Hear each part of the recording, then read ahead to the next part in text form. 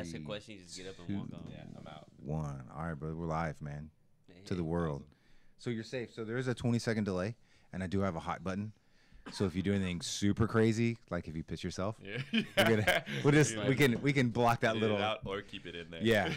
What I don't know is the reset time. Ah. So you can't do it like more than twice in 30 seconds. All right. Good to Then know. we're good. That's awesome. One and done. Yeah. One and Keep done. that in mind. So Lane, Gavin, thanks for coming, man. Yeah, Thanks for having having us. us. Special one. It's episode 50. Oh, it's a good number. So half century, man. Yeah. Very cool. Yeah. Had no idea. I was doing it. I was like, what the fuck am I? What's this? Oh, 50. I was like, that's cool. Sorry. Yeah, 50, you know. Yeah. Yeah, taking them off, getting the seasons rolling. Yeah. Yeah. You know, got to do a little something. I'm nowhere like, so one of the ones I love is Rogan's podcast, right? Oh, So he's yeah. like 1,200 or something. Something like that. Yeah, I think it's like 1150. I'm like, something. oh man, okay, Ways to so go. yeah, Yeah, I I mean, got he a ways does to go. podcasts like every Yeah, day. it's clockwork for him. Yeah. Yeah, there's no way. I'm just Yeah. like, the hell, there's no way I'm catching up. So he started his MMA one, Okay. not to follow anything, but that Yeah. one's I think 39 or 40 or something. So I'm like, okay, as long as that's my measure now. Mm. So I'm like, okay, I know I've got enough going on if I'm hanging with that. Well, if you're in the double digits, you're on the right path.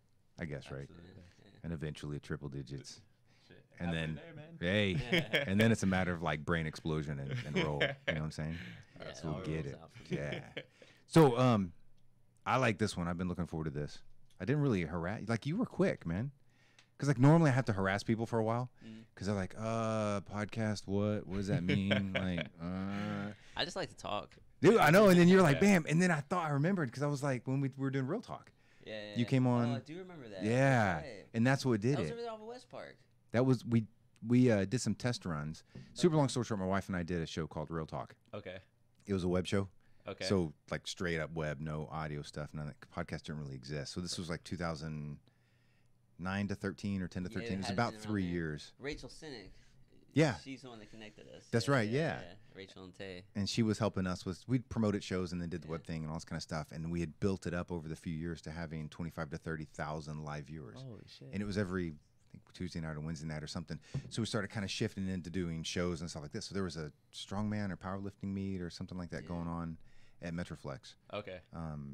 when it was there. It's That's where it long was. gone now. Yeah. Now I remember. Yeah, I was trying to remember what the place we were at. Yeah. Yeah. So I was like, we'll use this place. And we were running tests to try to find hosts. And we're kind of expand it and do all this other kind of stuff. And then life happens and we wound up having to vacate that. Ah, And of course. yeah, that's a longer story than we have here today. But Lane was one of them.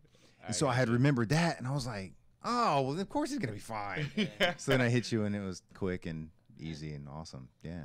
Yeah, anytime that I can talk about what I love and believe in. I know, right? And as well as like just, The I mic like in to front of his banter. face.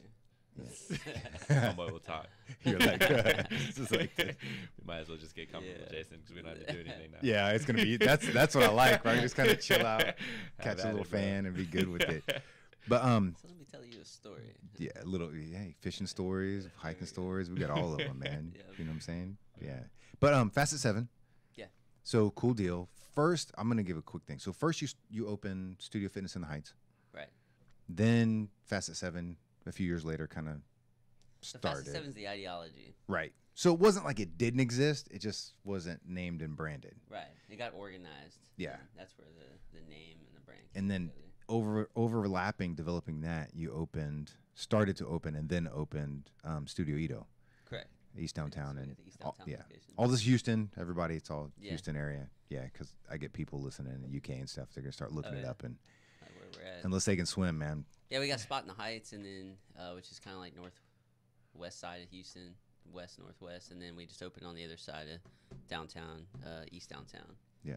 So So what I like about Facet 7 is it appeared to, for me, because we met on it a couple times in its development, to reach out across and hit a broader demographic than what is traditionally hit in the market. Does that make sense? yeah, Because you get in, you'll see, I'm going to use some old cliche ones, but you're like, oh, Atkins diet.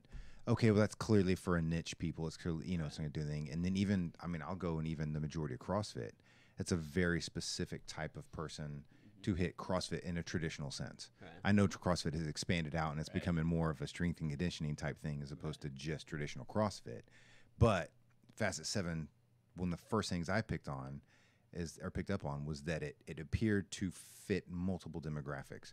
You could be relatively elite to relatively a beginner, and the program still worked. Right. Yep. Does that kind of make sense? Yeah. Absolutely. And so I was like, okay, so this is something. And then so, not gonna lie, even though I started this a year ago, I was kind of like, let me see how this pans out. Yeah. Does that make sense? Yeah, absolutely. Because I mean, I see amazing shit just go, nosedive and explode, Right. which has nothing to do with the programs. But I was just kind of like, let's just see how this kind of comes around. And then you just shared, you got about, you're right on about a year's worth of programming now Right. for seasons and things like that. Right. So, I mean, the gyms and fitness centers, cool, great. But see, Facet 7 is what interests me because it can touch more people. Gyms are cool, but they're single location. Right. Facet 7, your reach is the globe. Absolutely. Soon Mars, dude. Well, if you look at the Send some mind, people out right? there. The mind's creative. Yeah. The mind's this expanding thing that we can almost do anything we want with. And what it is if you look at is how creative you can be with what you're given. Yeah. And so, Facet 7 is just it's a formula, and it allows you to get creative on how you program. And so when you say program, a lot of people think of these sort of plug and play type apps and things like that that are out there, where it's sort of like I need to do these sprints and these strength training movements and this deal, and it plugs in, and on their little app they see it click and it gives them an example of the thing. That's not really this. Right. And I don't know a good way to get what it is across in an audio format. Does that make sense? Or even a visual like this without actually showing a lot of the charts, showing a lot of the things. And obviously I don't want to hit spreadsheets on there. So Yeah, totally. No spreadsheets. Yeah. But I've gone down the rabbit hole on the spreadsheets. But if you look at the best way to discuss what Facet 7 is, I realize, is to tell a story, right? Yeah. And there's multiple stories that it can kind of play into. But let's look at the individual. Let's look at Gavin's situation. Collegiate athlete, was top of his game, graduates college. Fitness kind of changes now. Is no longer competing, right? Yeah. So you take somebody who's been in amazing shape. Now what? Yeah. Right. So then let's tell another story. Let's look at the person who may have played some sports in middle school or high school, and then life takes over, and they're 30 years later. They haven't lifted a weight or moved, functionally in years. So then what, right? So you got these two polar opposite stories, but they can be solved by a very similar format. And it's just creating balance in the approach. And so you were saying the one thing you like about Facet 7 is it kind of has wings, whereas brick and mortar, these facilities are kind of tied to it. Well, it was derived from the brick and mortar. We built these facilities that had all this stuff in it, and you see the bodybuilders doing all the bodybuilding stuff. CrossFit guys are only in the back on the bars. Yeah. People are doing yoga or don't doing yoga. You got your marathon people are on the treadmills, and it's like y'all have access to all this stuff, and you're limiting yourself. So we created a guidebook. It was like, here's how you plug it together, and then how you organize it. And see, that's kind of the deal, and that it's the hard part. And so, obviously, me coming from a history of competitive things. It's a whole long list. We'll talk for like 7 hours after this guy and explain it all to you. But and that's kind of a cool deal for me, is to see these things, because that's how I've always trained as an athlete. Even when I did bodybuilding, I trained as an athlete. Even I did other things, I was always doing plyos and Right. what transit. I hate the term functional movements because it gets cliched and gimmicky and all this kind of. But that's how I trained. So it was always about balance and flexibility and being able to move and range of motion and being an athlete over being this thing. Because a lot of times, as we know, being an athlete, I don't want to turn people off when I say athlete, because it's not just for athletes, but when you are athletic in what you do, typically that solves so many problems on other areas. Absolutely. It addresses and goes over and things like that. Yeah. So Gavin, I got to dude, you were like 8 blocks from University of Texas. Why? Why? I don't even understand. So I played soccer growing up, Yeah. and the whole life through college, but there's only, at this point now, there's only 3 Division I programs in Texas. You got HBU. It's not very good. But then you have Incarnate Word, who just went Division I. They were Division II while I was in school, so they've been Division I. I think the year after I graduated. And you have SMU. Yeah. You got to be, on the U.S. national team and straight A student. Wasn't on either of those. So St. Ed just kind of fell in my lap. I actually went to a small D2 school in North Carolina first. Okay. And then transferred over to St. Ed's because there was a little recruiting process, and then didn't like my situation in North Carolina, so I ended up at St. Ed's. So still in Austin. Yeah, I mean, you're close enough. You get you can wear the shirt, you know what I'm saying? So it was still a win-win. So I enjoyed St. Ed's though. Absolutely. No, it's cool. It's yeah. I mean, pretty campus, and I mean, it's cool. Absolutely. It's just so close. I know. We went tailgating a couple times here and there, so that was cool. Enjoy the UT experience essentially, but no, it's fun, man. Snuck into a couple fraternity parties or sorority parties or what Snuck have you. So this was me, like, when I'm going there, I'm like, fraternity party, I'm like, whoa. I'm the other way. I'm the opposite. I'm like, it was only a couple of times, but it was just like they do the foam parties or whatever. Yeah. You experienced it at least once. Yeah. So we had to throw one boy over the fence who had just sprained his ankle. That was it. That was an experience. That's actually pretty good. Yeah. One sprained ankle, that's it. Yeah. Yep. Out of So something we like survived. But yeah. Yeah. So talk to me. So the Facet Seven. So take a little bit. I'm gonna butcher the paraphrasing of these things, but basically you're taking a few components. I'll let you tell the story. You're taking a few components that are replicatable to these multiple demographics. So it's Well, I wouldn't put such a line on it. Yeah. So we've realized the best way to describe Facet 7 is through a very simple formula. It's movement plus nutrition equals vitality. Right. Simple as that. If you dial in the internal, external environments, you're just going to show up feeling fucking awesome every day. And so what does that mean now? How do you dial in the internal, external environment? Well, you look at all these different, fitness concepts and nutritional concepts that people have in the industry, and you start to see how they integrate. Because if you look at each thing as like a piece of a jigsaw puzzle, it makes absolutely no sense when you look at it, right? Like when you look at a jigsaw puzzle, you pull out a piece, and where do you know it goes? And that's what's happening. People are like, are high-fat diets good or bad?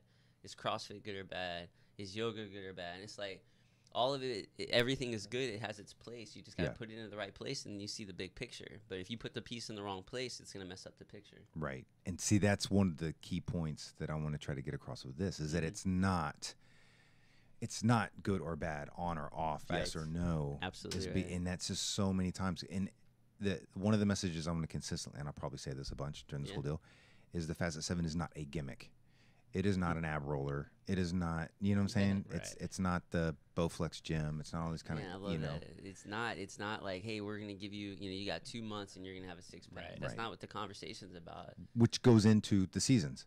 Yes. So chat a little bit about how you guys break kind of the stuff down, let it see, because this is the deal. Facet 7. I'm gonna project as you tell me if I'm sort of right or sort of wrong or totally. It is not something you sign up for, like you said, for 6 weeks or 8 weeks. It's not a boot camp. It's not this temporary deal. It is a life-changing investment that isn't going to flip your life upside down from day one, which is what you were explaining earlier. Yeah. It's this steady step and progress into something that is going to change your life and improve the quality of your life, whatever that may be. Right. Because people could use this to launch into competitive CrossFit. Absolutely. They could use this to launch into having a pretty good beach body for the summer, whatever the hell, because they're doing it year round. They're doing these things as lifestyle. What we've been saying is we focus on making sure that people move well. It's all about the movement. Once we dial in the movement, then we can get them moving more often. And that's really derived from the FMS. If y'all know the functional movement screen, move well to move often. And the byproduct is that you lean out, you build muscle, you start to move better, you get faster, you get stronger. That's the byproduct of starting from a strong foundation. What happens is people can't move, they can barely squat, they meet up with a trainer or they start a program and they start loading the bar, going into a deep squat without his knees, and they wonder why they can't consistently hold a program. Really, any program is going to be successful as long as it's an organized program and you're consistent. Yeah. What happens is people, either the program is no good or it's a good program, but they can't stick with it because they keep hurting themselves because they don't have the foundation in place. Exactly. So it's like, you got to start from the roots. Exact. See, it's just, and I can't choke people. Luckily, we don't have an audience because I just walk around and start you want to choke me? No, not you. No, the people. Because you say these things, that they hit me, right? Because I did personal training for some years. I did some in and out and all these things, and that was one of the things. I'm just like, people walk in and they're kind of like, here's money, train me. I want to look good for a wedding in 2 months, or this in 3 months, or this in 6 weeks, or whatever the hell it is. And Facet 7 isn't the goal set. It's not like, here's money, I want to look like blah. Right. It's effectively meet, go through it. What am I getting into? Here's that's going to be the biggest barrier, and I've known that from the very beginning. Well, we've got 2 barriers of entry, right, where it makes sense for people. It's so comprehensive. I tell people it's like if you were to say, if somebody didn't know anything about computers and they walked up, they're like, hey, well, what's Apple?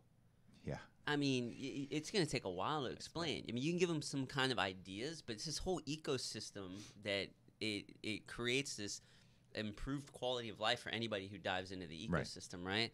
So that's one thing, is getting people to really understand it.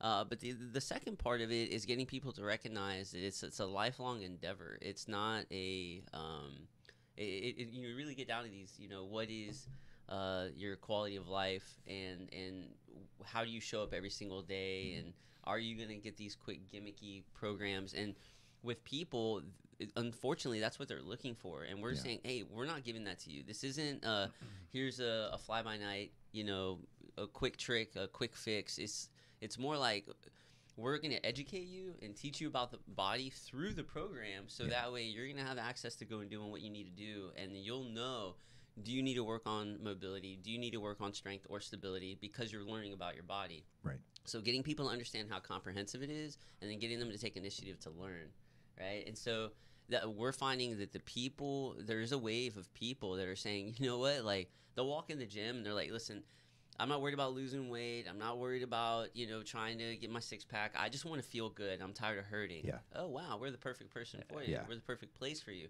And guess what? We're going to do such a good job of that the byproduct is you end up with a 6-pack. Yeah. But getting that out of people's minds, they're so dead set That's on tough. the aesthetics. We've been saying there's 2 things that ruin the health industry, and I say very specifically the health industry, and that's aesthetics and athletics. Yes. Right? Aesthetics being people are doing really unhealthy stuff so they can look a certain way. Then you got athletics, where people are doing things that eventually, when you peak the body out for so long, you are going to reap the benefits, and then you're going to reap the consequences. And the benefits, you are going to become super fast, super skilled, but you do that over time, there's going to be a breakdown that occurs. Yeah. And so when people are looking at how do I maintain a healthy body for the long term, we're living longer now than we ever have, and it's just going to keep going up. If you all look up, what's his name? Peter Attia. He's all about longevity right now, and everything he's studying and what he's coming out with is how to prolong our ability to exist on this planet.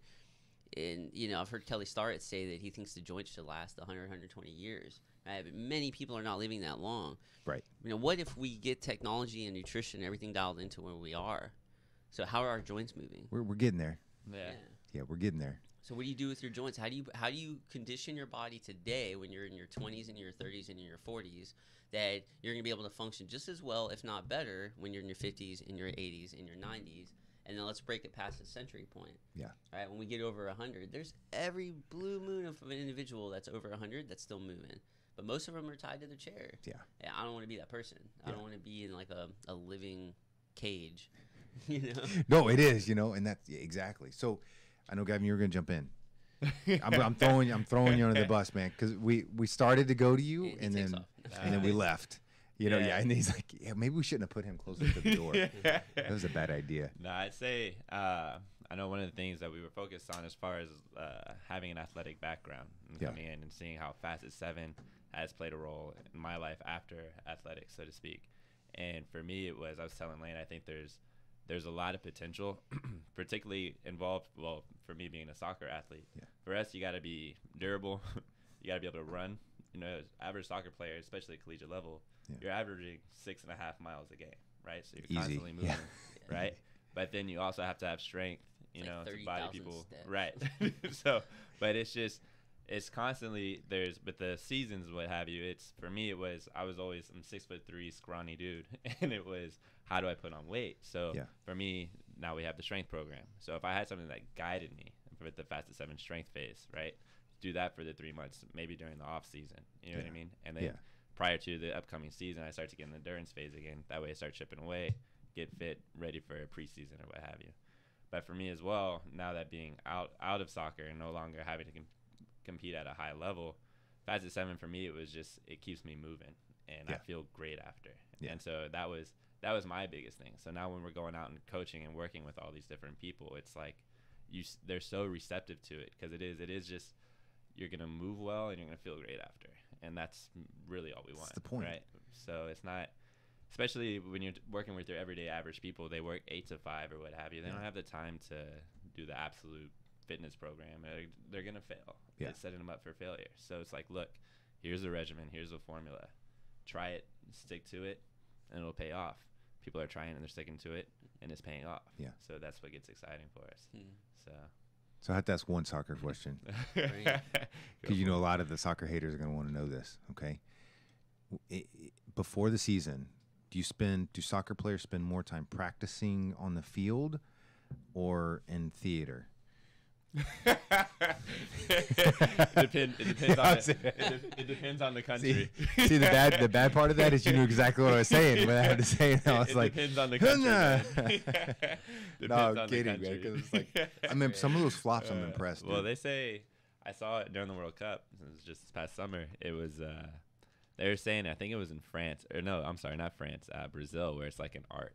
Like if you know how to flop, it's a welcome talent. We're like, wow, Really? that's amazing. And it's like he knows how to trip over a blade of grass better than anyone I've ever seen, It and really is. sell it. And it's like some countries admire it and some countries despise it. Oh, it's Yeah. So, but it's culture. it's definitely one of those things that it definitely hurts the game.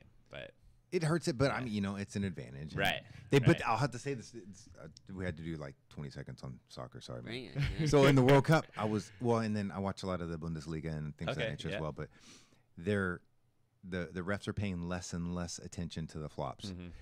Yeah. Like they let somebody fall and writhe around for a little while, and they kind of watch it. Like, is it Yeah. real? Is it not? And I think they're actually watching the replay on the screen Yeah. to see if there's contact before they pull cards or before they, Absolutely. you know, like it. Takes them. Yeah, they're giving it, so it's changing. The but best is when they get the stretcher out to carry him off Yeah. the field, and then 10 seconds later they're sprinting across They're the field sprinting again. back. I'm just like, oh man, I'm like, such a bad look. oh, it's hilarious. Yeah, but yeah, we're gonna have fun on soccer. I don't have too many soccer players in here, man. So No, totally.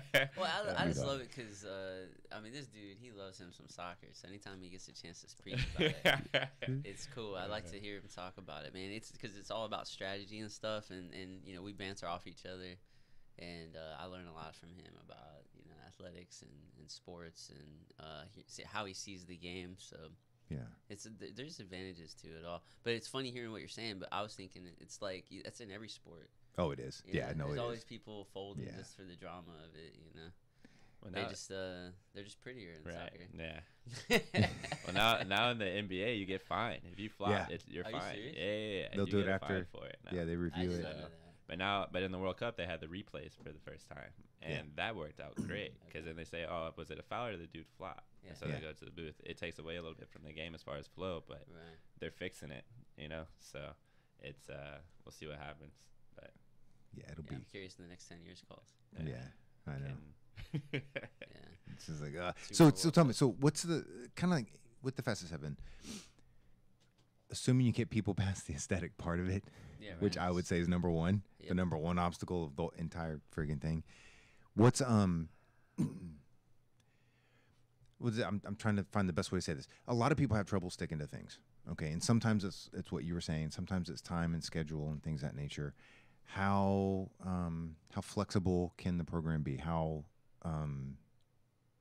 interchangeable can the parts be for people with these crazy schedules and things of that nature? You know, does that make sense? So somebody who really wants it, but they're in traditional corporate America.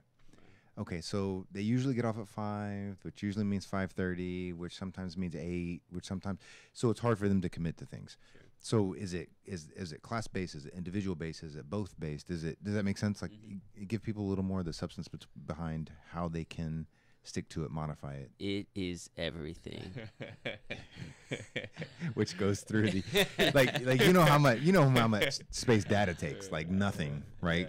And you've got like 6 terabytes of just Excel spreadsheets. Spreadsheets. Nah. No, no, dude. It's no, that was the whole idea. So when you go back to the being creative, it's an ideology first, right? Move well and then move often is that FMS doctrine. Well, with us, movement plus nutrition equals vitality. So it starts from just educating and learning, but with that, it drives into we have a class program where people can come to the gym, and that's a 3-day split, and we also have a 2-day split. You know, so if somebody were to come to the class regularly, they're getting a very balanced approach to their fitness. Yeah. We also have booklets that are now on sale on our website that you can purchase each season. And and then we really got into that. So the seasons being, you've got strength in the winter, and this came from training people for so long. And you'd have, half your clients are trying to cut up during the holidays, and the other half are just like whatever. Yeah. Well, the ones that were like whatever, I'd do strength training with, because I was like, hey, let's take excess calories and use it to an advantage. The ones that were trying to cut up, we're doing all these things, and they're just failing. Right. So the ones that were trying to bulk or put on strength in the winter during the holidays were successful. The other ones weren't. I was like, well, why are we doing that? So let's just enjoy the holidays, right? So let's strengthen during the holidays. Well, now that we get through the holidays, we're not taking our shirts off to where we're on the beach, but we are in T-shirts, and we want the guns to pop. So let's do hypertrophy in the spring. Now that we've added some size, we've boosted our metabolism, we're moving a little bit more. We are wanting to get on the beach. Let's go endurance in the summer, cut it up a little bit. And this is all volume shifts, and the model shifts as well, but the emphasis really being on your volumes and the movements. But then, now that you're cut up and, you're lean, you've had your summer, you're going into the fall, we've got a nice lean body that's really strong that we can do things with. Well, let's reestablish our functional capacity. And what that means is how well we can show up for our life every day. So that made me, playing with all kinds of different tools, from kettlebells to barbells to ropes to bands, just your body weight, things like that. And the model changes to support that, to where we're strengthening the joints and we're getting better neural capacity or the ability to control our body. Right. Then now that we've done that, we're going back into the strength season where we've got strong joints. Our body's primed to load up, and we're going to be eating excess calories. So with that being the seasonal cycle, it becomes one of those things where, it's cool if you follow the seasons, but you don't have to. You can do a hypertrophy season in the middle of the winter if you want to. I mean, it's whatever you got going on with life. And so going back to your question about the people, like, they want to show up, they want to be able to train, it has to be something they can do. Well, I've got a client right now. He's traveling to Dubai. He's traveling all over the Mideast for the next 6 weeks. And we've been working together. We made some great gains. I've known the guy for a couple of years, and he's like, all right, I'm going to be gone 6 weeks. Like, what's the recommendation? I was like, here, boom. I just handed him the book. I was like, take this with you, email me questions, but read it. Read the book. And he's ready. He's like, hey, this is awesome. I totally get it. I got a question about this exercise. Boom. And now he's got this template he can take with him. And it's not that, hey, you have to do a bench press with dumbbells and then, bicycle abs and then leg curls. It's nothing like that. Our formula is driven behind movement philosophy. So are you doing a horizontal press, an overhead press, a horizontal pull? Are we hinging? Are we lunging? Right? So looking at Kelly Starrett's 7 archetypes, we just use that as the movement planes that we want to achieve. Movement in, or we want to progress. And then from there, you just have different load principles, different intensities and different weights and things like that. And when you put it together, you can create adaptation cycles that are very well balanced. People can follow. It's simple, and they can use whatever tools they have. So if it says do a horizontal press unilateral, and you're in a hotel room, well, go down the street, buy a couple gallons of water, and walk into your hotel room, and now you've got unilateral dumbbells and start doing a horizontal press. It's that simple. I mean, you can use any tools that you can think of finding. If you got bands, TRX, whatever. That answer your question? Yeah, and that's, because like things now, there's everybody and their dog sells some version of TRX. And they've got them now. I saw one on Kickstarter. I don't know the name, so I'll just describe it. Like it like encompasses in this little pouch, and the whole thing like fits in and wraps around, and it's basically a TRX that they've just molded right so that it folds right, and it's works the whole thing. And they don't have to be as stiff as some of the TRXs. You're not an elephant. You know what I'm saying? Like, you're not trying to support like Jeeps and dropping them from aircraft and things of that nature. So you're good you don't with have to have a 600-pound tensile strength. Yeah, that's what I was saying. As a you little leave overkill. From your door to do push-ups. Yeah, I was just kind of like little overkill. But that's it. And almost every hotel around the world has some sort of weight room.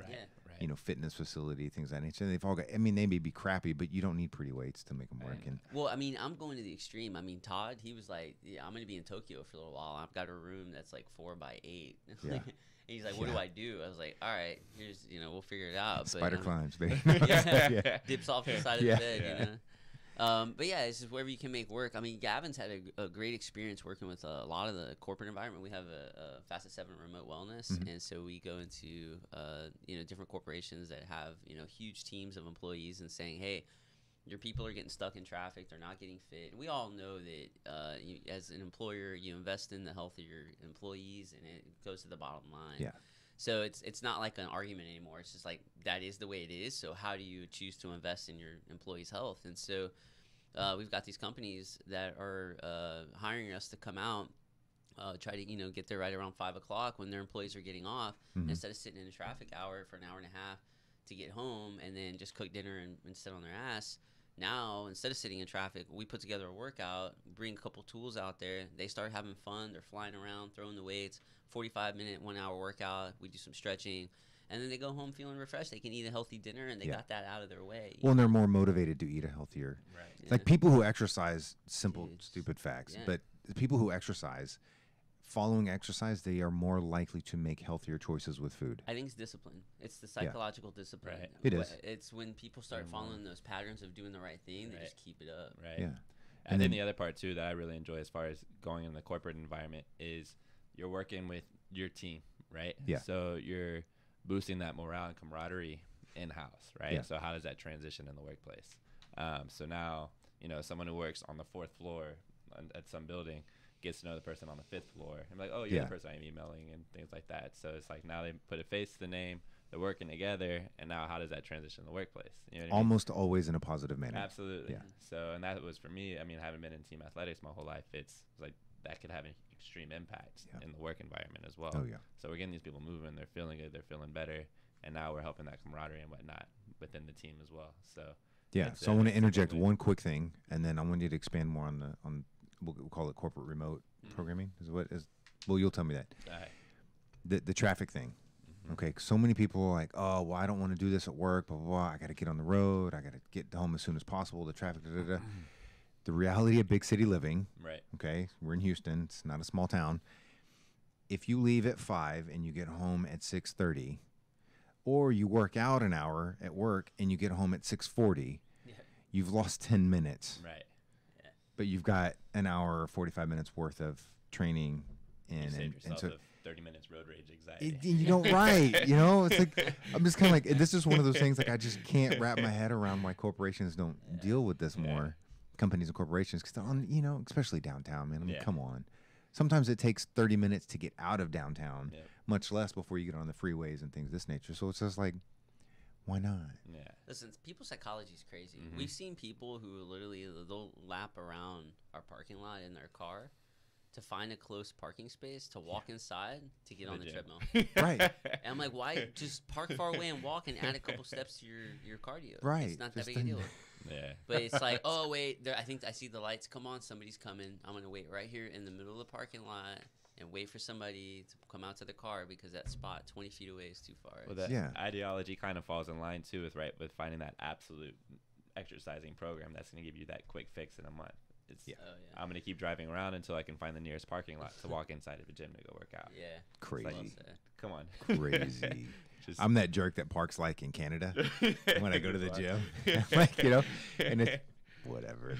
My wife makes fun of me all the time. I'm just like, no, babe, it's good, man. Just you don't have to look. Right. If you go straight there, you're this. Absolutely. And more often than not, you're inside long before the person that's driving is looping to get close. I'm like, that just goes down to like American psychology or just the state of the union, so to speak. I mean, if you look at the way that people see the world and what they value, it's dramatically changing. And it's interesting, I got some kids and watching the world that they're growing up in and the world that I grew up in, not being very, very far apart, is so different. And you just look back human evolution. Like, I mean, for thousands of years, the way things were when Grandpa was growing up is the way things are now. And so you're learning from Grandpa the stuff that he learned. So because it was a slow process change of like how you did things, like it wasn't like next week all of a sudden we have a washing machine. It was like, hey, this is how you scrub your clothes, and 100 years later, hey, this is how you scrub your clothes. Like you'd wash them in the water, use your hands. I mean, stuff was simple back then. And I bring that up to say that it makes perfect sense what's happening with us. Everything needs to be push button and convenient, right? But the downside about it is that people are losing face within that.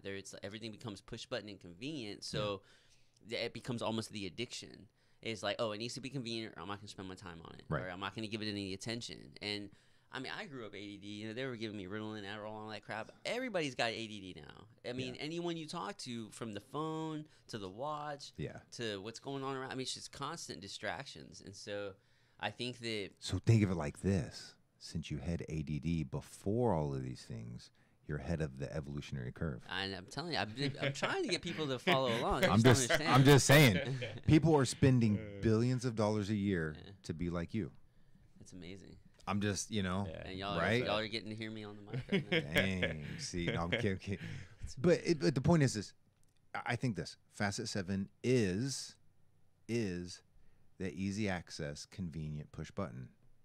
Because, and this is, I'm not trying to be gimmicky, but seriously, as you're saying that, I'm like, but this is it, is because you, along with help with other people and things of that nature, have developed something, a program that fits multiple holes, so to speak, that, yes, it's a commitment in the sense of long term, but shit, people commit to Game of Thrones. Right. So it's the commitment. Wow. Commitment Well is not the issue. Commitment is not the issue. Does that make sense? Yeah, absolutely. That's really, people are like, oh, I can't commit that long. I can't. Shush. Yeah. Right. Open Netflix. Give me your phone. Open your Netflix. Let's talk about commitment. Absolutely. So commitment's not the issue. Right. And this is seriously Great the point point. that they can just walk in, and then you and your team are feeding them the information. You're educating them, and you're giving them the format to be successful. Pretty much. Right. Yep. That's pretty much convenient and push button. Yeah, well, it's we just simplified all the chaos of the industry and put it in an easy to follow format. And yeah, but I guess the interpretation of push button is like, I'm gonna push this button, and then Walmart mails me a 6-pack. You know, it's not like, it doesn't work like that. It's one of those things where, yeah, we've simplified it as much as simple can be, but at the end of the day, you got to show up and put in the work. You know. And that's where I think a lot of people are. It's the culture mindset has shifted from certain things should be convenient and easy, and certain things need to be worked for. Yeah. Right. And then that's no longer. It's like everything should be convenient and easy. I'll push a button and life is grand. Yeah. And it's just it's almost losing face. You know. And it's just, as efficient as we've made everything else in our life, like taking care of your body should be the easiest thing. Absolutely. Well, Like we have so much more available time to do it because of. So the paradigm, right? Like, how often do you hear your body's your temple? And it hasn't been until these last few years. Seriously, I'd say the last 4 years. I've been training a decade. That's meaning so much more to me now. That body is your temple. I'm like, whoa, down to a cellular level. I have complete control of what's happening with me. Whoa. It's really, and this is, it is the only thing that we have the closest amount of ultimate control in our entire life. The only. Not our spouses or friends or kids or our work or our computer, our phone. Tell me you control your phone, really. Right. Does that make sense? Let's be real. Like when you break it down, your body, your health, the outcome of what your being is the only thing that you really have, in quotations, ultimate control to the greatest ability. I mean, there's always some things, you can't deal with dust brake getting into your body because of car or, the road down the way. I mean, there's some limitations to that, but as a whole, you have control. Yeah. And talk about these people you getting to see in the corporate environment. Yeah, let's talk about the corporate deal. Yeah, I think how it's broken they are. Yeah, and it's bizarre, or not bizarre. It's not. It doesn't come as a surprise. But I mean, you work with some engineers or what have you, and they're 60 now. They're like, oh, I haven't moved in 30 years, and you see them, and you're just like, but then they're like muscle heads, right? Like some of these guys that come in, they're like, oh yeah, I leg press this, and this. Okay, squat with your body weight, and they're just. Shoulders are collapsed forward, knees well past their toes, and they're like, wait, I'm supposed to engage my glutes and stay back on my heels and things like that. So when you see them and you're just like, oh shit, I need to help you now. Yeah, and these are smart people, so they're very intelligent people. Absolutely. But it's so, I think, and again, some of these, I mean, there's somewhat of an old school mindset with some of the people that you work with, and so it's just, I just do machines, bench press, done. I'm out of here. So when you start bringing in this functional stuff and you say, oh, you're going to do lunges. They're like, what the hell are lunges? We didn't do that in football in 1970. I'm like, hold on. Look, this is functional now. This is where we're going, right? Yeah. So it's just like, this is important stuff. So it's been cool. And so what we'll do, especially when we start to work with new people, is go in and implement the FMS screening prior to implementing our Facet 7 classes. And that way, if there's any sort of restriction that they may have, like overhead or what have you, say, okay, rather than doing this actual exercise, you're going to do this FMS modification. So that way we're protecting that individual. But even then, you come across the individual who the ego gets in the way, right? I got this. Yeah. Like, man, so you say, about to flop. Right. No, I got this. But they're so concerned about what's going on around them. It's like, look, dude, it's okay. Like, we're going to get you to that point. But if you start doing this, you're going to be out of commission for the next few months. And you're going to hate me because we gave you an exercise, but I told you what not to do. Or I told you what to do, and you didn't want to listen. You chose not to listen. You're doing what the person next to you is doing. And that, quick interjection, is one of the most important things to do is from the trainer side of it, you know, from the education side of it, is you have to stand your ground on what is right for that person. And that's where I think a lot of the traditional corporate box gyms fail with their training and traditional standard personal trainers. And, you know, everybody goes through this their first few years of training is you're like, I don't want to lose the customer. Right. So I'll let them do what they want to do. Yep, I'll let them do what they want to do. And you know inside that it's not the right thing, but you're just kind of like, I got to pay bills, man. Absolutely. I really want to help this person. I want to do what's right, but shit, okay, we'll do it this way. Our Heights location, we've got like the back bay is around 7,500 square feet. This long 130-foot wall. It's all brick, and we have a huge 2-foot letter, 2 foot by 1 foot letters across that wall. It says "Ego is the enemy." Always. And we try to champion that to everybody that we work with. Stop trying to do what you think that you want to be able to do or what they're doing, and focus on what you are actually capable of, and let us guide you through that path. Shake that ego off. And I mean, it goes down to going back to this corporate environment. We've given quite a few speeches where we'll be in there, and it's like, hey, is anybody in here have shoulder pain? Raise your hand. 85%. Yeah. And then you'll backdoor it with, "Is anybody in here have any back pain?" Over. All 95%. Anybody have any hip pain? Yeah. Knee pain? And you're just watching all these people raise their hand, and a lot of them are raising their hand multiple times. Yeah. And it's like, wow, what would it be like to go through life without spending energy on the pain? Right? What if we could use that energy towards doing things because we were not in pain? And what does that feel like psychologically, physiologically? It takes a toll not only on yourself but on your work as well. It's affecting the employer, right? Because I can't show up to work today because I can't walk. Right. So now the employer's having to pay for their medical bills, for them to go see the doctor, paying for some sort of prescription or what have you, right? So let's be more proactive and try and fix that issue prior to them getting to that point. Because it's not going to do anything about it. It's going to get to that point. It's going to affect your daily life as well as your career. So definitely. So cost. Do you guys model this that the company or corporation covers it as a benefit to the employees, or do you do shared cost, or is it really on employees? So we have a couple different options there. You have a participant-funded option. So that'd be set up like your typical gym, right? So it's basically a remote gym. We come in, we base it based on classes. So for example, one of our accounts will have 2 Facet 7 classes, one day being a full body anterior, and then skip a day, and the following day being a full body posterior. Yeah. And that middle day you offer a yoga class. Yeah. Now, fortunately, not everyone's going to want to do. If your yogis are just going to do yoga, you're not going to come out and do the training, the Facet 7 class. So, and then the Facet 7 people, there's a handful of people that'll do all 3, which is great. But then you just set it up cost based per class, right? Okay. So if you plan on doing 3 classes a week, you're going to pay, your unlimited membership, or something like that. If you think 2 classes is enough for me, then there's that scales down. Right, exactly. And I'm just going to do my yoga class, then you just pay a lesser rate. So the membership cost varies based on that. And then we have a fully funded or employer-funded option where the employer says, this is what we're going to pay you. You open it up to our employees. We're going to utilize this service. And I know a lot of, for any corporations or company people listening and all that stuff, I know Cigna, Aetna, and there's several of the companies that will give massive breaks on premiums if they're involved in something like this. Absolutely. So I mean, it's a cost, but not really, because there's just so much. I'm not going to get into all the data. There is countless data if you Google it. Right. That is all scientific. It's all proven. It's over at least 15, 20 years of pretty intensive information gathering that proves that it is the benefit. It's actually far cheaper to dump a bunch of money into things Right. like this Right. for your employees than it is to do Oh. anything else for them whatsoever. Billions of dollars. Yeah. The difference. Yeah. Like It's it's ridiculous. Insane. It's nuts. So we got this guy that comes to our 5 a.m. class at the Edo location. His name's Doug. He's 63 years old. Mhm. He's an old football player. Big guy. He's got to be 6'2", 6'3", something like Yeah, that. he's a big dude, man. Yeah, Love sitting on. Doug. And I love this guy. And I mean, he's got to still be sitting on a 260 frame. I mean, Dang. he's a big dude.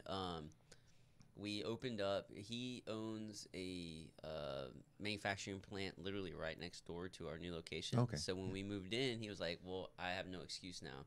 So he shows up one morning. He's like, "Hey, I'm gonna try to do this thing. I haven't worked out in over 30 years. I played sports in high school and college, and then that was the end of that." So he joins the class, and we do have modifications and stuff in there, and we've been working with him over this time, and I'm watching him move. He's so much better. He's lost a little bit of weight, but he's just a really a hilarious guy. He's always kind of making fun of himself. There's a bunch of people in their 20s and 30s, and he's like, "Hey, I'm the old sneaky guy, but wait for me."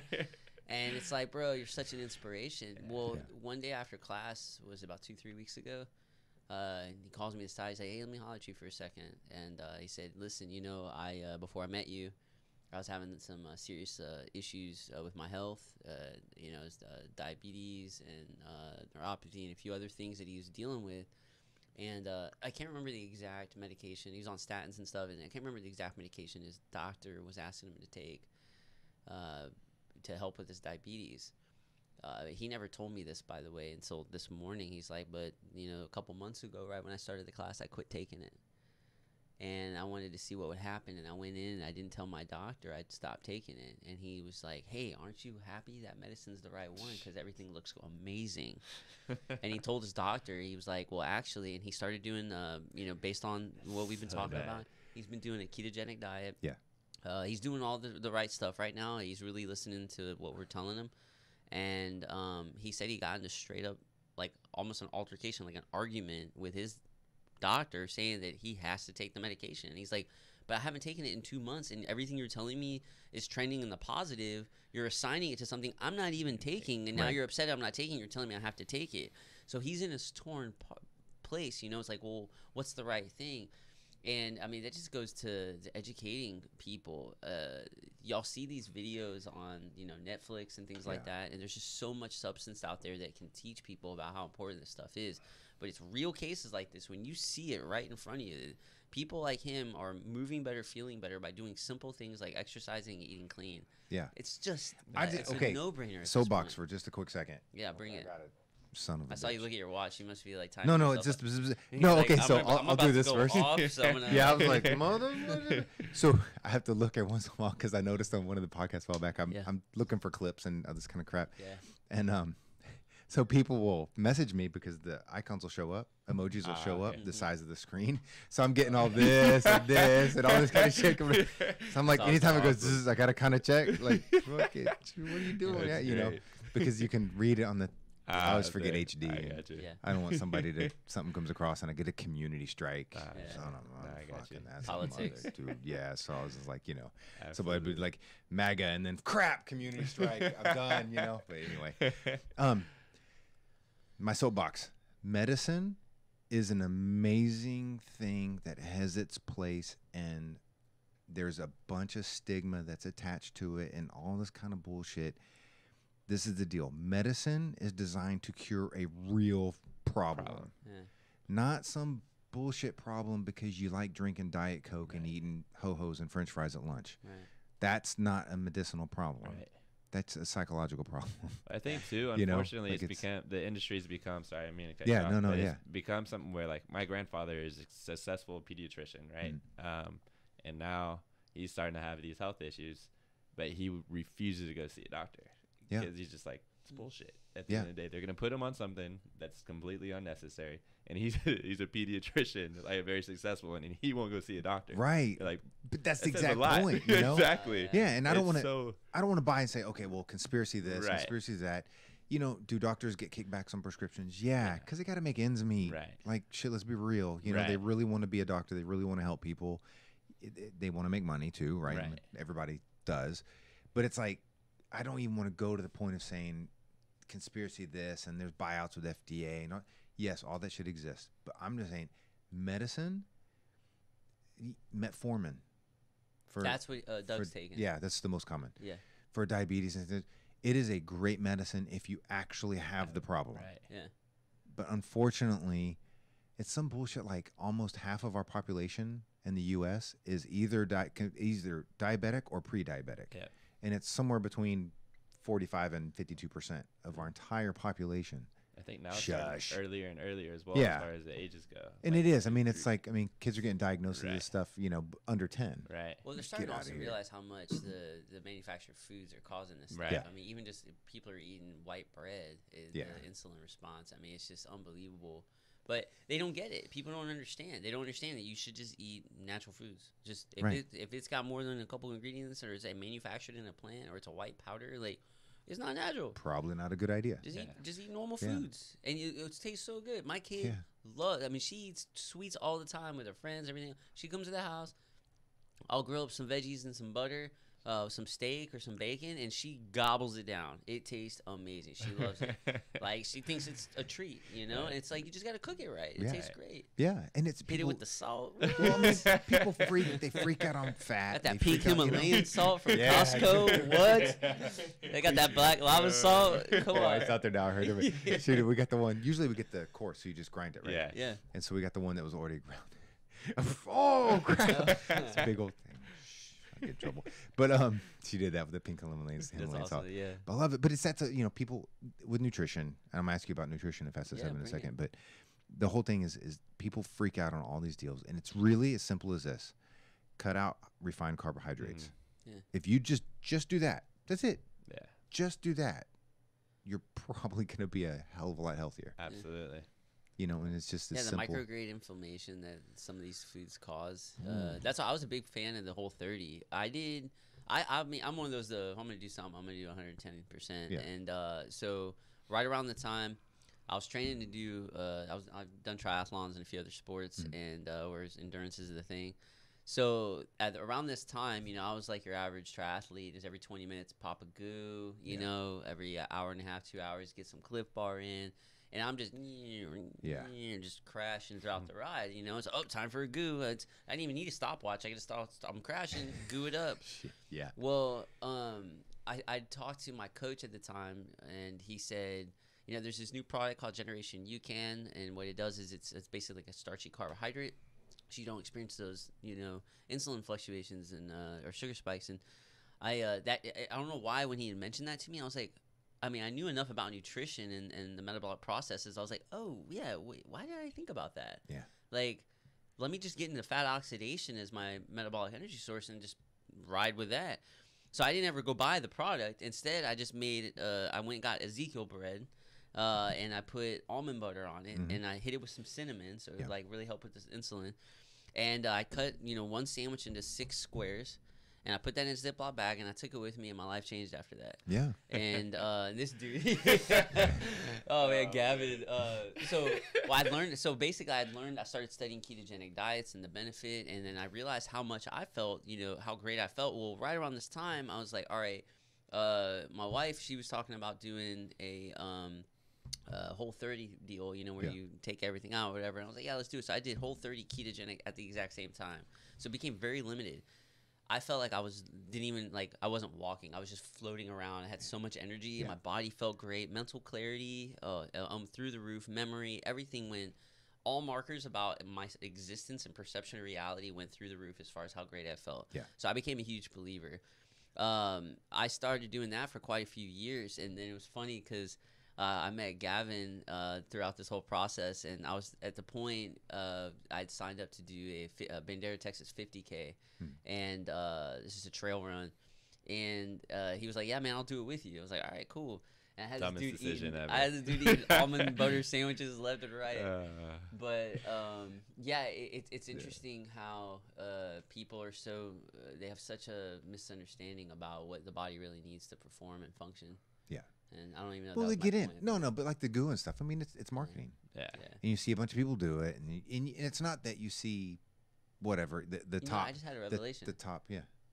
Nike high heels and goos are the two things that ruined all people when it comes to endurance sports. Like more Nike destroyed high knees and Oh, hips man. and ankles. I mean, geez, the flatter shoe, the better. We learned. I mean, it only took us like 80 years. Something like that. Well, no, they came out with the high heel in like the 60s, I think. I think it was flats before that. It was flats before. Shoe Dog, I read that book, and it was Yeah. like it was all flats, and then they started playing around with the elevated heel because his coach. Okay, so not 80, about 60 years for us to figure it Yeah. out. 60 And years we're to figure finally out getting that, back. yeah, that what we the way we moved in the first place was the way we were supposed to move. Right. We might. That might And, you know, make there was sense. this whole, and that's why I really feel bad about the Vibram thing, because that was just a misinformation. Yeah. So what happens? You don't go 0 to 100 with your ankles like that and expect them to handle it when you never train that way. So you had all these people who ran with these high heels going into flats, or I mean the minimum right. flats, Yeah, like yeah. straight up Vibrams, plantar fasciitis, Yeah. Achilles issues, calf issues. Well, yeah, you got a condition to it. The body just needs time to adapt. Yeah. So you know, you do it nice, and I've done this. I'm telling you. I may be under exaggerating, honestly, more than 20 clients that had, you know, like runners, marathoners, triathletes. They come in, my knee, my hip, my ankle, whatever, my low back. And I'm just like, I need to get you out of these shoes first. Yeah. And I started working with them, and we would taper their feet down. You know, different shoes. I'd look at different heel elevations. And if they were in like a 12 drop, I'd get them to 9, 6, 3. And then, you know, wear Yeah. the flats and then jog in the 3s or the 4s, you know, and kind of play around with it. And over 6 months, they're like, I run all the time farther than I ever have, and I have no injuries. And it's just like, that's because your body's working the way it's supposed to, And it's not the way it's I been. think it's probably worse than what you were saying, Yeah. because these shoes came out in such a staggered way. Yeah. Does that make sense? Because it was kind of like, it's still, I mean, you can still go to the running store and they'll sell you fucking elevated heels. Yeah. Oh, yeah. Like you go right now. Yeah. So, I mean, there's still that, we're still in that transition. Yeah. Does that make sense? So, I mean, Oh, I it's- think that oh, it's man, worse. It's everywhere. just because if everything just stopped and it went straight to the flats and Vibrams and things of that nature, I mean, I do 80% of the people. Because it's just, I mean, I'm talking even like when I was still in the training game and things of that nature years ago, and even with, you know, Built Greater Than, is Yeah. regular people switching over to the flat ones were having problems and plantar fasciitis and things happening because Right, you're just just not walking adapted to around. it. Yeah. Yeah, just Well, walkers. the feet get so weak. Yeah. I mean, and that's the other thing. It's like, that's another misnomer. You know, people are like, hey, is it bad to do deadlifts with a back brace? And I'm like, well, why do you have to wrap your back? Right. You So know? s- Yeah, you shouldn't need to. You shouldn't be. Obviously, you can't handle the weight, right? Right. Same Yeah. thing with the foot. So the foot gets cradled in this thing for 20, 30 years, and you take all that away. Those muscles in the feet don't even know how to work. No, yeah. You know, people can't grab the ground with their toes. They don't Right. even know what that feels like, you know. And that's where you develop the strength, your roots. And it's just like, yeah. So somebody who walks around with this cradled shoe, they go basically barefoot and just walk into work. They blow their Achilles out, and it's like, well, that sucks. I guess it's the shoe's problem. No, it was you did the wrong thing for 30 years. Yeah. And you just went too quick to the left. And not their fault. I mean, you know, I don't want to like make people think like they're idiots if they have high No, heel everyone shoes. who wears high heels is an idiot. Well, today, today, I'm like today, but you know, It's it's just being yeah, a smart ass. yeah, you know. Right. So tell me on the nutrition side of it, Facet Seven. How do you guys first approach that as people are coming in?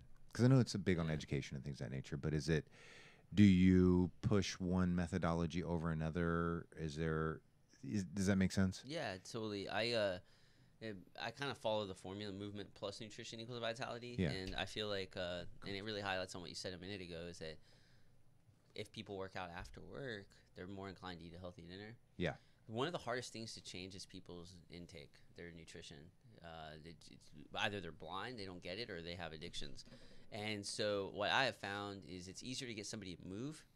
And so, hey, just meet me a couple times a week. Let's get your movement down. Let's get you moving better and seeing how that feels. And then, you know, same thing that's what's happening with Laura right now. Like, now she's like, hey, wait, is this okay? Is this okay? Yeah. And she's texting me foods. It wasn't like that for first couple months. You know, at first it was just like, all right, I got to do this. And now that she's moving more, she's seen it. And she's like, you know, I was kind of sore for a couple of days after. I'm like, oh, yeah, you know, if you were to increase your protein intake, it may help a little over the couple weeks. I've noticed I'm feeling better. Oh, so you're seeing differences? Yeah. And all of a sudden that triggers what's next. Oh, well, if that worked, then what else can work? And then it's just like they wake up one So day. you almost allow them. This is the wrong way to say it, but almost allow them to self-teach. You have to. You introduce the movement, and then you allow, like we had said earlier, the Yeah. movement is going to spark other areas of interest and allow that. So it's like the Montessori method. Yeah, well said. Yeah, you learn Fitness. best by doing. You know, know? yeah. And it's that same principle as like allow them to have the questions and guide them to the right answers. But if I have the opportunity to work with somebody in the class setting, in the corporate setting, in the one-on-one, whatever, they're already curious. Right. Yeah. So let's just take where they are curious and guide that curiosity. And they may want to go strength training, or they may want to lose weight, or they may want to do an Ironman or whatever. So I'll just guide that curiosity. And well, if you want to go a little bit farther down that path, well, you can add this. And maybe you should supplement with this. Take a glutamine, glutathione. Maybe get some B's in. It's whatever. Yeah. And next thing you know, you're starting to make these impacts, and there's just little bits along the way. Death by 1,000 cuts. I will destroy that old psychology and bring in a new one, but just one slice at a time. Well, you have to do that. That's how you have to do that. And going back to say, as far as commitment and things and longevity to this thing, is that it isn't a 6 week deal. It's not an 8 week deal. It's not. I love that. It's just 6-pack abs in 6 weeks. I'm like, oh, man. What about the other 2 on the front? What about the ones on the side? Yeah, what? There's only 6. Okay, see, I'm gonna drown in my own blood multiple times as we go through this stuff. Just burn. Right. Preach. You got to be careful not to offend people, but so you want to deliver information that they can take on, without having go discover it from there. They're figure it out. A good example is that run we did. I don't think Gavin ever really understood the value of that the whole ketogenic process, right? And because he would eat normal, but then we would go run 20 miles in the woods, and I was just feeding him these little squares of almond butter sandwiches, and he was like, "All right, bro, you just feed me. I'm gonna keep running," and he would do fine. And but then it works. The day of the race, listen to this. The day of the race. I mean, we did 20+ mile runs. The day of the race, we get out there, we pull up, we get out of the truck, and this dude says, "Oh, bro, I forgot my sandwiches."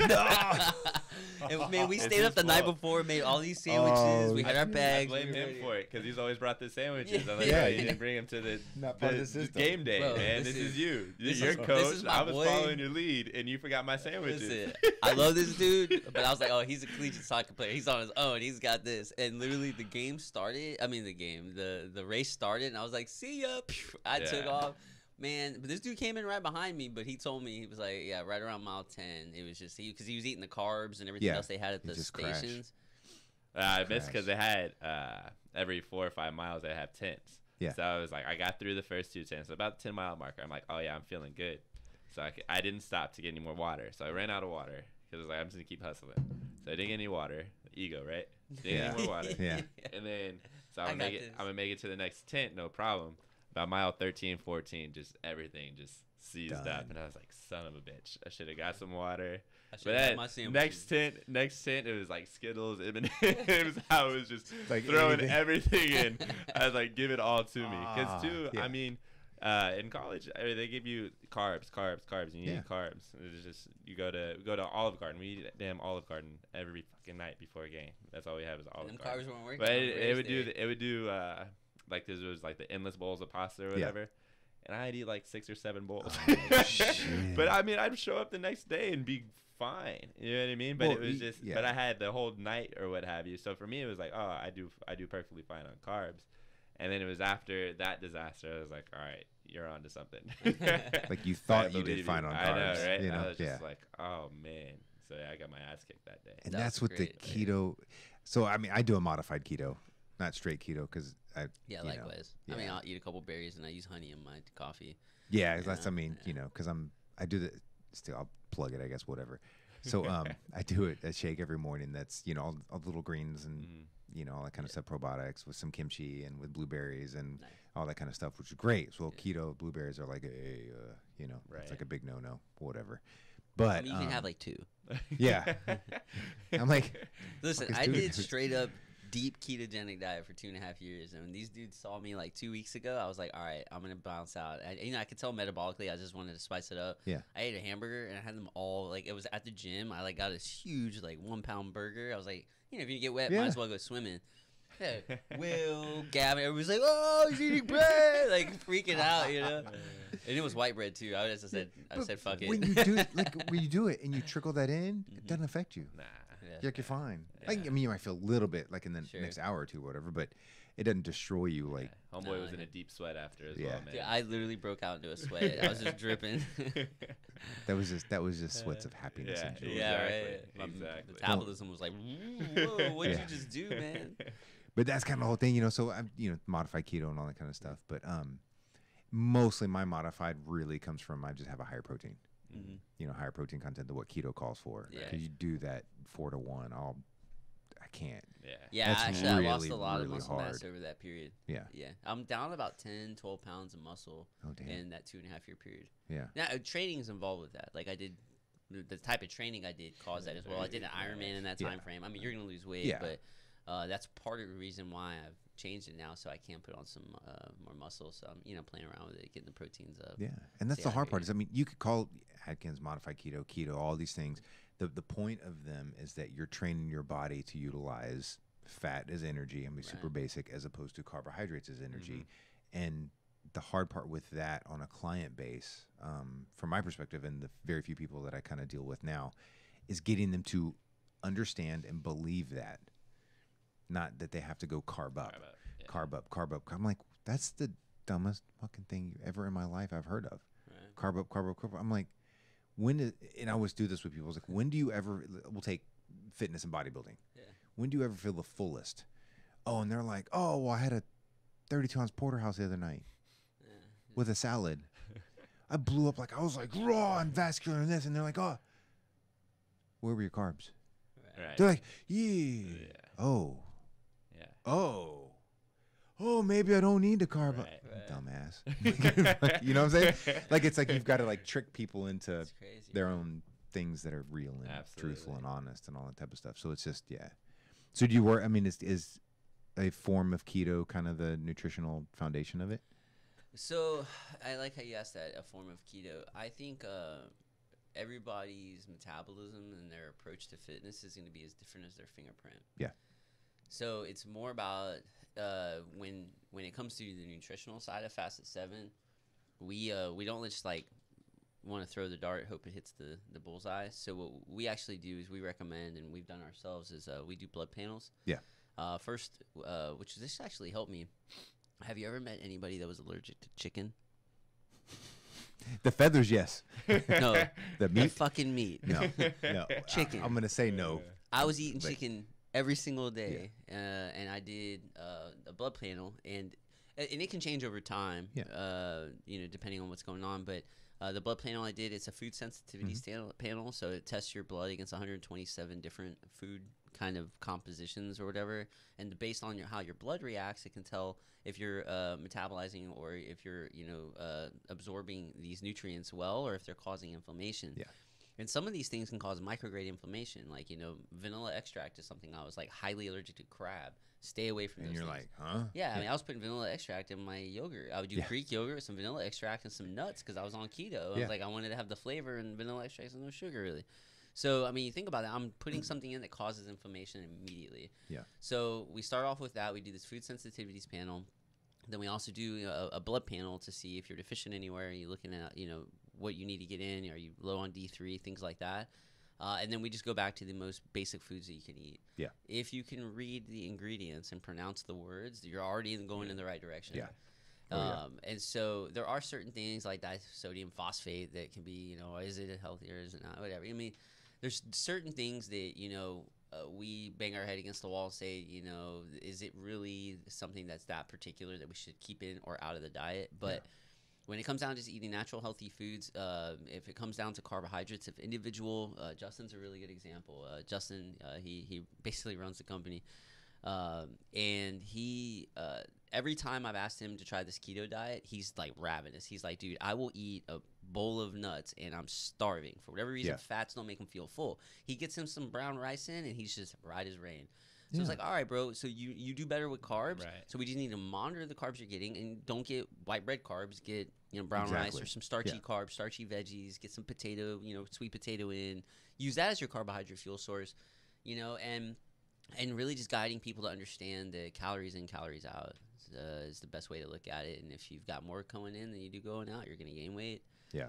More going out than you do going in, you're going to lose weight. It's simple stuff. It's not reinventing the wheel. It's just making sure that it makes sense to people, Hence, the body is your temple. I spent my entire life hearing that, and it wasn't until really in the last 4 or 5 years that my knowledge has gotten me to understand how much that really means. Yeah. And it's like, well, how can you tell somebody what it's like to be in a war in Afghanistan or, Like, You how can't. what can Yeah. you do to give somebody the feeling of, you know, being up on stage and knowing that you won a bodybuilding show, or, you know, what's it like when you're biking through the rain? I mean, it's these things that people, their context of their world will not gift them the context of our world until they experience it. Right. Yeah. And so that's the thing, is that our job now is being incredibly consistent with our message.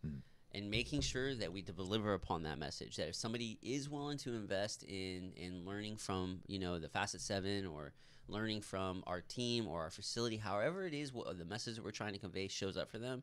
If they're willing to invest in learning more and going down that rabbit hole, then we'll give it our all to them. And the byproduct is that we're not reinventing the wheel. If they do what we put together, it's going to work. It's been proven over the last couple hundred years. We just put it all together in an organized format. Yeah. So it's you know, I've had people say, well, how do you know it's going to work? Well, it has to work because it's worked for millions of people before. Right.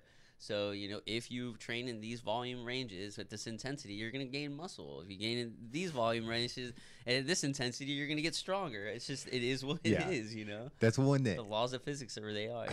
I struggle on this all the time, right? So, you know, I'm a scientist. I do all these things. I've been through tons of research. I know a boatload of information and scientific data. It's almost a trigger to me when someone's like, yeah, but can you cite it? I'm like, so I think my PhD affords me the ability to put information out with this. Does that make sense? Yeah. And I say that because when you were talking to what you were just going through there, is I'm just kind of like, well, how's it going to work? How do I know it's going to work? Oh, you drop a ball, does it fall? Right. It's the laws of physics. Right. You know, if there's any gravitation whatsoever, if you drop something, what happens to it? Oh, it falls. Yeah. Well, how do you know this one will? Because they all do, damn it. Like, you know, it's so frustrated. That was just one of those that I don't really have a comeback for those. Yeah. It just it hurts my soul. It hurts my I have talked to a being. couple people that are almost skeptical, you know, and I feel strong about it. I'm like, you know, listen, I'm not trying to convince those people. Yeah. Yeah. It's the ones that are willing to show up. I don't have to convince anybody. They're just going to see it. You know? Well, I tend to believe a lot of the people who challenge it have had bad experiences. Oh, totally. Right. Totally. They've been to the commercial box gyms. They've had that type of a trainer. Yeah. And they're like, oh, I was there for, 2 years and I was the exact same when I left as when I went in. And so then, of course they're skeptical. Absolutely. Because they thought they were on a program from that goes back to the whole paradigm. You know, one of our biggest battles is changing the paradigm of getting people to stop worrying about aesthetics and start worrying about how they feel, and knowing that the aesthetics will follow up. You know, feel good, focus on that, you know, and that's a paradigm is going to be our biggest battle. Mm-hmm. Yeah. It's it is what it is, you know. So we just find the right people that get it, and people like yourselves that give us a chance to talk about it. You know? So do you have any plans? Are there any plans to like expand this beyond? Well, you know, in the sense that it's remote, yes, but not remote like you're actually sending somebody to a corporate facility, but remote in the sense of online or app or that type of video. Well, it's one of those things, resources, right? I mean, we're just a bunch of crazy kids that are trying to make some shit happen, right? And so so was Amazon and Google and Facebook. Well said. Right. So come on, man. I hear you. I hear you. I think what it is at this point is we have designed the best that we can based upon our current resources. Yeah. We do have like a downloadable PDF. You go to our website, download it, and buy it, and use it. We don't have an actual app, which is the goal eventually. So it's kind of like if we get enough people to buy the PDF download, then we'll use that money to go build the app that people can download off the App Store. And it'll all be under one. They don't have to download different PDFs. They just get $1 a month subscription to the deal, or whatever it is that makes it work. And that's the end goal. But really, it's kind of it's interesting because how often that I notice that people compartmentalize Facet 7. Like, is it a program? Is it a nutrition concept? Is it a workout? Or what is it? Is it personal training? It first starts with the ideology. Yeah. And I've got this. I like this analogy I like to use. But if you look back at the Constitution of the United States, that was a time where you had a bunch of guys get together, and they said, "All right, here's the deal. We don't want to kill each other. But we want to live in harmony. But I want to do what I want to do. You want to do what you want to do. And we need to figure out how to do that together in harmony." Yeah. Hence, they wrote the Constitution. So when you look at fitness, it's the same thing. It's not about like you have to do this a certain way. You don't have to follow a program. You can do it any which way you want. But the mission is is to find balance in your approach, and I hope that's the flag that everybody waves. Like, hey, listen, go do CrossFit on a Friday, go get your cardio on a Saturday, do your yoga on Sunday, and whatever your routine looks like, but create your balance. Don't just hit the treadmill all the time. Don't just hit the strength, the barbell all the time. And so that's on the movement side. And when it looks like what you can do with the ideology, it's like however that shows up for you, but to show up feeling balanced and fit and dialing in your nutrition and really taking to heart what your body is your temple. So yeah. We'll go forward with having an app eventually, but we got the booklets now. We have class programs that people can come and enjoy. We have facilities that really foster the heart of what Facet 7 is. You can come in our facilities. You can do everything there. Yeah, it's like a playground, a fitness playground. We almost like changed our name to the like fitness playground, or what was it? physical underground or something. I'm glad you didn't do that. Yeah. And then we were I like, immediately thought digital underground. I was like, that's exactly. not what it's like.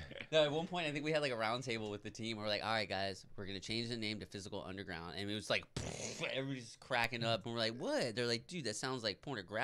Yeah. Like, oh yeah, actually, kind of. All right, never mind. We're sticking with Studio Fitness. That's awesome. And then we realized facets being the acronym. That's when we realized we had a home run. Is there's different facets of fitness, and just like different facets of a diamond. And then when you looked at it, it was like, oh, FACETS, and it's flexibility, agility, core, endurance, toning, strength. And you put all that together, and then it creates completion, which is you become complete. Well, that's 1, 6, 1, that's 7. Yeah. You play off the Bible. Yeah. 7 is number of completion if you want to go down that path. But so it all just fit together. It made a lot of sense for us. And we realized that at the end of the day, what matters is that somebody can look at it and realize, like, okay, this is how I establish my EQ. I need to focus on flexibility, agility, core, endurance, toning, strength. When my EQ's off, then I need to see where it's off and then work on that area. Toning signifying nutrition. Yeah. And I tell my clients all the time, I'm like, I guarantee your results. I have no question. You will get stronger. You will get faster, right? You will not see any of it until you eat right. 100% of aesthetics comes from nutrition. I mean, I'm guarantee your bone density is going to get stronger, or denser. Your tendons will get stronger, but you won't see nothing. Barring a disease, it is impossible not to happen. Yeah, well said. Well said. Yeah, adaptations will occur. I mean, you rub your hand enough times, you're going to develop a callus. So it's, thank you. Yeah. Do you know how to reverse that? I've got these. Coach Will, man, he's got me on these little these like egg grater things, like cheese grater deals. No, I do all that. Yeah, I've even got like the callus blade with the pumice stones and do the hole, and they just keep coming back. Probably because I keep rubbing my hands. Yeah, exactly. Keep lifting those freaking bars, man. Oh, man, I love it. They grip and they grip and they grip.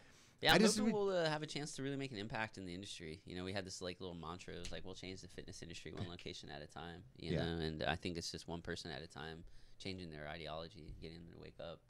And we even got this ad campaign we're gonna go live with, where it's like, click below to enter the rabbit hole, or live life like you always have. So.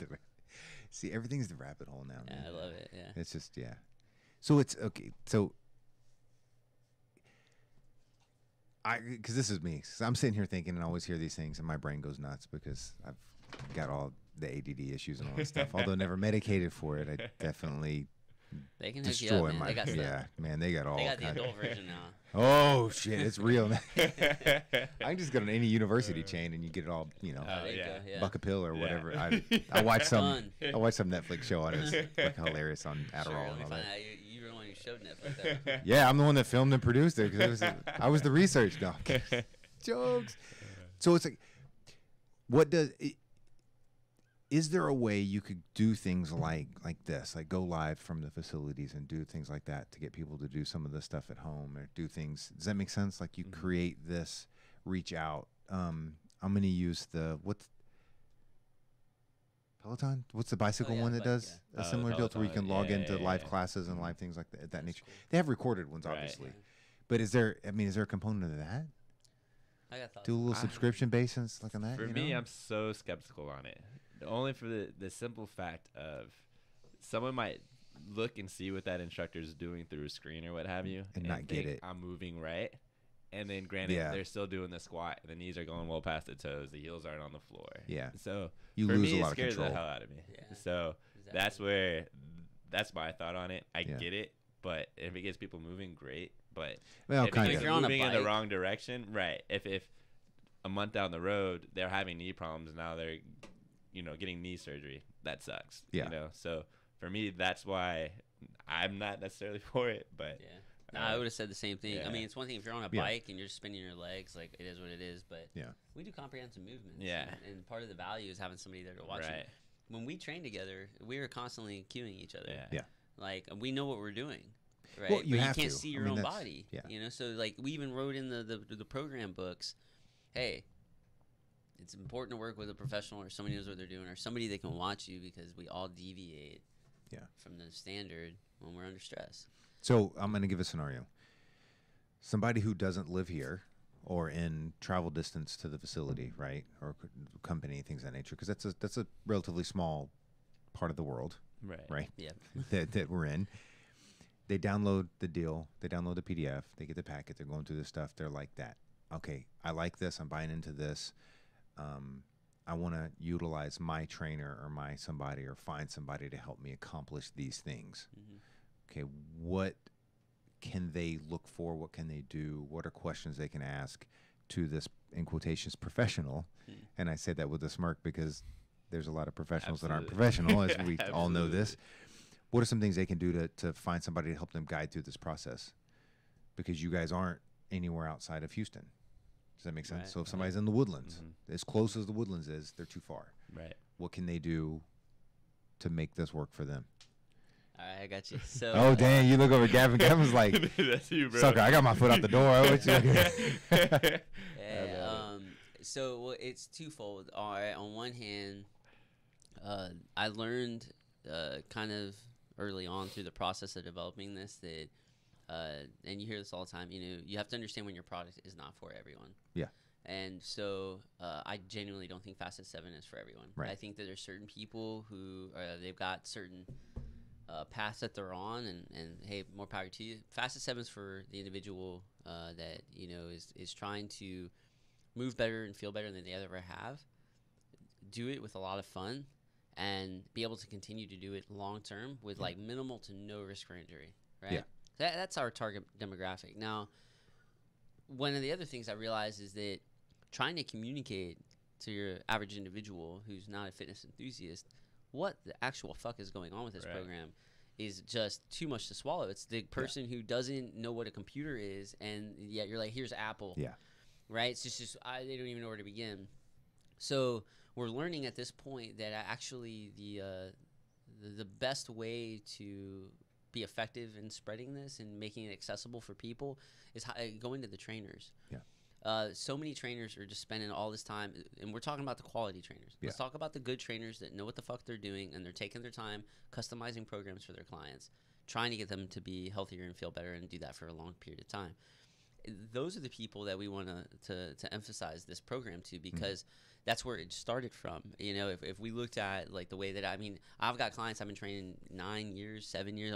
Most of my clients, I've got a couple new ones just because I'm helping out the new location, but the only clients that I've got left are all 5+ years I've been training, and it's like quite a few of them, and it's because of the training that I've done is Facet 7 with them before it was called Facet 7. So like now we organized it and made it replicable. And so what happens is you've got these trainers who are looking at their clients and they're saying, okay, we got leg day. Are we doing a 2-day split, a 3-day split? I got to program it. What are we going to do? Okay, well, once we get through that, then what? Facet 7 really, it's the spark of it came from the then what, right? I got strong, then what? I got lean, then what? I'm super fast, then what? Well, it just goes, now you go on to the next phase. Now you go on to the next phase, and it just constantly cycles. So it's almost like the solution for your personal trainer, and then and I'm not worried about replacing personal trainers. Going back to the heart of what we just talked about is you've got to have somebody watching and making sure you're moving right. So this type of program, it's balanced so that you won't get injured as long as you're moving properly. Right. And so, but there are serious stress loads, and when we get to the point where we're like on the ground, like what the fuck just happened to me? I mean, it's a very intense workout. But even then, while we're doing this, there's times where we're going through our skill work, or we're actually in the middle of the circuit. It's like, hey, you're leaning back on that swing. Hey, you're not locking the knees out. Hey, your low back's kind of rounding. And we give each other these cues, and that's where the personal trainer comes in. The trainer comes in to make sure that the individual is moving properly, and that if they're not, to understand why and to solve that. Yeah. Right? So this just makes it simple for them to program, and it creates a lifelong endeavor a lifelong relationship that can occur between that customer and that trainer. Yeah. And so I feel like that's really the space we're trying to get into now. I believe that it'll make more sense once, our resources can support us building an actual app. Yeah. And may have videos integrated with it, where it becomes a truly like a consumer-friendly concept where they can download it on their phone. It walks them through the videos. They click this. It shows them a list of exercises they can choose from. They click the exercise. It shows them how to do it. Yeah. They have a Q&A segment. They can which is do all that. Great, but again, you're almost creating a situation where the trainer or a spotter or someone with them is essential. Right. As opposed to, again, an app is the same thing as running live. Exactly. In that regard. Right. Now, there's some programming in the sense that, not everybody can have the trainer. So, there are niches that fit into that deal to where they would need something like the app and such. Yeah. Is there, it kind of taking what you're saying, and again, I like to spin on everything. Is it a deal that, let's say I've got John the trainer down here, right? That I know. So I've got John the trainer, works at Box ABC Gym. Mm-hmm. Great at what he does, all these types of deals. I think he'd be good for it. Is it a deal that you're set up that I could be like, hey, John or whoever, call in, contact these guys. This is a resource that could help you with your client. Absolutely. Are you set up for that? Does that make sense? I don't want to call it a certification. No, I got you. I'm avoiding that, but I'll say it just so you kind of get the general ideas. No, I'm right there with you. The way to answer that is we are very specific. It is very young. We're in the first year of really bringing this to market. And our prerequisite, so to speak, for somebody to be able to teach a Facet 7 class is they have to have a handful of certifications. Right. And you'll find a lot of these places like, here's our certification. I didn't want to waste time doing that. I didn't want to reinvent the wheel. But what did matter was, hey, are we having the same conversation? That when you look at the way that this person's knee valgus or, they've got issues with the ankle dorsiflexion, are you seeing and thinking the same thing that I am? Or are you way over here and I'm over here? Because now we're going to, we want to be able to replicate the experience and making sure that we're laser beamed on what's the next best thing. Right. I'm a big fan of Kelly Starrett. I think he's an intelligent cat. And there's other PTs out there, but I like the way he conveys the messages. And so we've got Mobility WOD is like a 10-11 hour online course you can take, but it creates, and it's like a little quick test out. It's nothing crazy, but it gets us to have the same conversation as far as movement and joint mechanics. So you have to have Mobility WOD. It's another recommendation. You've got to be obviously any main personal trainer cert, NASM, NFPT, or whatever you want to do. But the idea is to having a accredited personal training certification. We also require that they are FMS certified. So that way, it's one thing to understand, your typical training models. It's another thing to understand how the joint works, right? But it's another thing to understand if the joint isn't working properly, what are different movement patterns we can put into place to neurally and physically, it's primarily neurally. I think it's really retraining the nerves to fire differently, to get the muscle to work differently. But if there's mobility issues as well, all that comes together between the FMS and the Mobility WOD. Is that now you can not only look at how somebody's moving, but also derive, hey, how can I fix this, and what are some tools that I can move forward with? And then having we do strength training and yoga. I'm not too huge right now on a yoga certification. It's like 600 hours for the ones that those we are really, crazy. But we do have yoga influences in the actual class. So, we cover a lot of it together, make sure we are doing it the same way. But another one is the USAL L1. I believe it's important to understand barbell mechanics. And then another one is the kettlebell. And we go by the Strong First kettlebell. I just took that one. Pavel Satsulin's Strong First. And that is hands down, I have more respect and admiration for that organization and that certification than any certification I've ever been to in my life. Okay, so they've done it right. They've done it absolutely right. So between kettlebell, understanding, the value of a kettlebell, barbell, movement mechanics. So those are the series of certifications that we really stand by that say, if you want to come and swing a bat with us, that you need to be able to have that as your foundation. So are those listed anywhere? Not currently. Okay. That's kind of like our internal thing. Yeah. And a lot of it's really been through discovery. Like I said, it's all very new. I just got the Strong First kettlebell cert a couple months ago. Yeah. And so, but before we could say, hey, this is one of them. I got to do it, right? Right.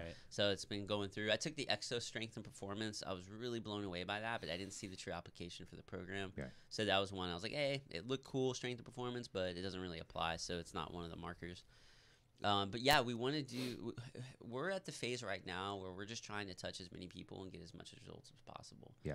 And watching people from the classes. I mean, our classes, we're seeing 15, 20 people in the morning classes. Yeah. Same thing in the evening. And we're watching these people that are coming, and they're just becoming regulars. And they're every single class when they miss, they're texting us, "Hey, I missed the workout. What is this? I saw the board. What is that?" You know. And that's the engagement we're looking for. And when we get those people changing their lives, and then we can start saying, hey, okay, well, how much have you seen change in the last 3 or 6 months or a year?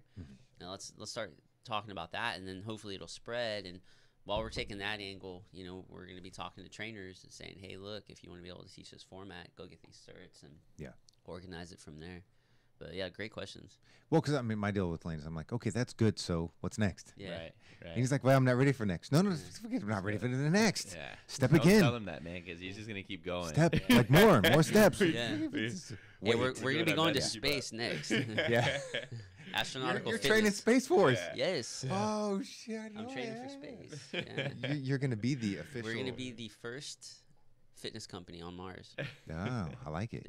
Yeah. Somebody's got to do it. I sure as hell like to be the one. No, I don't. Do you know how high you can jump on Mars? Like, it's got to be awesome. It's a third of Earth's gravity. Like, it's gonna be fun. You know, basketball there. You have that little thing Michael of like Michael Jordan looked like a jump. like a few little problems of like oxygen and atmosphere and temperature. It's all and getting figured out, man. Musk is on top of that. He's got this. Musk has got this. Because that's probably why like Tesla's hurting right now is because Elon was probably the one that was on the car that was launched. Oh shit! I did not know that Tesla. It's probably just a robot I here. thought Tesla was like blowing up right now. Nah, it's the last few days. They some kind of nonsense. I didn't really pay too much attention. The Roadster in orbit. Right? Just different color though. Yeah. You can have the same color going around. You can come across it, get confused. Right? You know, like because there's no license plates for space right now, so you know, no other identifying markers. That'd be great. I'm kidding. It's like awesome. So yeah, so that's all. My whole thing with that is like let's make it grow faster. Absolutely. I'm definitely on that path of trying to figure that recipe out, and there was a lot of creative phase, and so a lot of these questions you're asking about, it was like, hey, and you know, we saw those things, but you're finding us in this window where it was like we did a lot of creation, and now we're just implementing, just doing the class, we making the books, trying to sell it, getting in front of people, and getting the feedback. You know, when we hear people's reactions and responses and questions, we know how to tailor it and make it better. Yeah. And so it's been great. And like I said, again, this is coming from my narrow perspective of it. You know, obviously understand the program, but a narrow perspective of the implication side of things. Yeah. I think your target's trainers. Yeah. I don't think your target necessarily is the clients. I mean, yes, it's the clients, but you know what I mean? As far as expansion, because I think it's the people offering it as opposed to people taking it. Right. I think that's your niche, man. And then we'd have to create the structure to where it's like, all right, trainer, if you want to buy this program online, we only sell to trainers, and then you have to submit your certs to, you know, it's just one of those things we got to formalize. That's the easy part. Bro, it's all done. That's the easy part. I completely agree with you. I really think that this is going to be the next wave for personal trainers to where they can focus on really quality programming and focus on, you know, proper movement and getting good results with their clients for long term. Not, you know, a fly-by-night client wants to lose 30 pounds in the next month or something, you know. I mean, because this is the way my brain is working. Is I have to say a little bit of code with this because we are live to the world, right? So I've got to kind of this down. Is I'm thinking let's chat a little bit off air because the steps you're saying look like for you where you are in your perspective seem like daunting. Yeah, it's like, oh, shit. From my perspective, I'm like, that's an afternoon of putting some shit together, dude. So I'm saying we do that. Then it's packaged, and then there's another step that follows that that is potential great success as far as me using my network to put I love hearing it. a couple pieces together. That's a little bit of code if you're following that. Absolutely. Kind of like the soccer players in theater. You know, it's like, you know, I'm like, with you. you know, yeah. But absolutely. soccer players are going to be overrunning Hollywood soon. I'm convinced of it. It's like, we can't flop anymore. I'm out. This dude, man, he comes in with the shag dude, but we go out on a Friday night, he's got that debonair thing going. He slicks it back. He gets that pop collar and tight slim jeans, them skinny pants. Ooh, damn. I'm gonna put you on blast, bro. Skinny Wait, pants. Wait a minute, dog. The skinny pants, yes, but not the pop collar. You're like skinny pants are just sleeves fitted. for me, They're man. I'm with that fitted skinny They're jeans. fitted. They're There's fitted. wiggle room, but they're fitted. I can't do the skinny pants thing, man. Yeah. It's I got that. they really get the baggy jeans on though. I just feel like there's just so much wiggle room there. I don't know. What's Yeah, I'll tell happening. you, it's crazy. I've gotten to the point where I literally don't wear anything but gym clothes now, Yeah, and that's- then like it's like I need to wear some other clothes every now and then just to feel different. You No. know? It's You like, don't. Because you're gonna put it on, you're gonna feel stuffy and Yeah, awkward and Yeah, this and that. I think that's why I don't Maybe put it on. you- Anytime I go to exactly. put jeans on, I'm Right. like, I'm just gonna wear my sweatpants. Yeah, That's all you need. yeah. Come on, you And need you- to go. you're good, bro. I'm a huge fan of Lulu. They got these pants in. You can move any which way you want. They've They're got it good? figured out. I know all these other companies have come Yeah. out with it, but I was like one of those, like 5 years ago, I bought some Lulu pants. Yeah. I've got like 3 pair, and I've had the exact same pants for the last 5 years. Oh, so they last. They last forever. Ah, okay. Because that's my deal with Lulu. I'm like, not spending that Bro, much money on I'm pants. telling like, you, they last. They look professional, and I can. That was the thing for me is if I wore like certain pants that if I wanted to demo for a client, I couldn't move. You know, it was all Yeah. stiff or whatever. So I remember when I bought Lulu, I could do a full deep squat and stand up, and I looked like I was wearing dress pants. I was like, oh, yeah, You're these, like, yeah, these things cool. are great. Yeah. yeah. So I started doing that. My problem is if I demonstrate deep squat in most pants, it's like then the this is down and this down. I'm like, oh crap, and I look like a plumber, and That's it awesome. gets really bad. Like form is great, but not the aesthetics of the Aesthetic, clothing. Right, Yeah. right. It's not Right. good. Yeah, it's Put on really some bad. Dantanas. Yeah, see. So I mean we're there, dude. Yeah. Yeah, we've been going. It's Very 11, cool. it's yeah. 11 already, man. Time does Yeah. fly. You said it would go No, by it goes. quick. It goes. Yeah, it goes Yeah. pretty quick, man. Yeah. I It's, feel like Neil deGrasse Tyson right now on Joe Rogan. Like at one point, he's like going off. He's like, "Wait, hold on, you can talk too." Yeah. You said, no, you did. Yeah, I saw listen to that one the other day. Yeah. He's like, "I don't want you to be able to talk the whole time." And Joe Rogan's like, "Nah, man, go ahead." He's like- it's he's just like, nice. no. Yeah. Yeah. Go on with it, you know? Absolutely. Yeah, I love it, man. I have a That's lot of me. thoughts. I like to sit Yeah. back. Yeah. But it's the whole point. Yeah. I mean, really, like the point of this is, I mean, I have some people on that's like stories and things of that nature, and some people have a mission about it, and some people want to pitch this or whatever. It's all great, but it's kind of like that's the whole deal. So like, okay, I know people are going to know this, so I roll that bit of information out, and then you spill it, dude. Mhm. I don't. The less I have to talk, the better. Right. Absolutely. I love it, man. Yeah. That's why I don't start a podcast because I just talk. You talk. You don't have to host anyone. Yeah, It's I know, like right? be you. By yourself. So it's facet7.com. So yeah, you Got can it. access it from there, but we everything right now is under our brick and mortar. So we Okay. have facet7.com, but it will redirect to studiofitness.org. Okay. Studiofitness.org is really like our main hub right now. It's where you can find access to both of our locations here in Houston. We have there's a shop on there. Yeah. And we have the Facet 7 books, and we also have Facet 7 supplements we're selling now. So we have a grass-fed whey protein, glutamine. We've got a pea protein, and then an adrenal pack. We didn't want to carry a bunch of stuff that people don't need, you know, Yeah. but we went to the basics. basics. Everybody needs a quality protein. Adrenal packs, everybody's living really high stress lives right now, especially with the type of training on top of that, Yeah. that it could really help with the, you know, all your glands. And Your get glands. yeah, right. Getting into glutamine and stuff, but yeah, we sell that, and we've got the ebooks on there, and then you know we're hopefully gonna have an app before long, as if things go well after the podcast. Yeah. Yeah, I know you're like. No pressure. So one protein question for you: Bring it. how do they feed grass to protein? Grass-fed whey protein. I think it's the Yeah. cows. Well, No, so I got with you. you because No, I see look. that out there. Like, but I get the grass-fed whey. I'm like, but how do you feed grass to whey? and I took it seriously. I was like, hold on, let's get down to brass tacks here. So the cow is in New Zealand. Like- No, it's hilarious.